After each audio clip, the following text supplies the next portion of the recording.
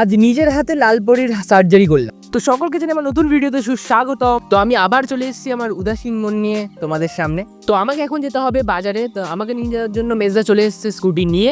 তো দোকানে পৌঁছে আমরা বের হয়ে পড়লাম ভিডিওতে যাওয়ার জন্য। তো যত তাড়াতাড়ি সম্ভব ভিডিওর কাজ মিটিয়ে নিয়ে আমরা এখন যাচ্ছি মেলা দেখতে দেখতে বাজারের দিকে, কারণ কিছুদিনের মধ্যে আমাদের এখানে মিলন মেলা শুরু হতে চলছে। দোকানে পৌঁছে শুনি আমার নামে নাকি একটা পার্সেল এসছে। তো আমি তড়ি ঘড়ি স্কুটির চাবি ঘুরিয়ে চলে গেলাম পার্সেলটা রিসিভ করার জন্য। পার্সেলটা রিসিভ করে দোকানে নিয়ে এসে আনবক্সিং করে জানতে পারলাম ওটা একটা লেদারের পেপার।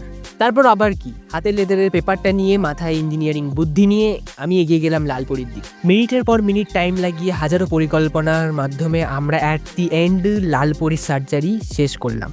তো সার্জারি বলতে গেলে অ্যাকচুয়ালি আমরা এক্সপেরিমেন্টাল পারপাসেই এই জিনিসটা কিনেছিলাম। কিনে যেহেতু লালপুরির সিট কভার ছিঁড়ে গেছে, তাই আমরা এটা অ্যাপ্লাই করে দেখলাম আসলেই কি কাজ করে কিনা। অক্লান্ত পরিশ্রম করার পর আমরা যাচ্ছি এখন বাড়ির দিকে।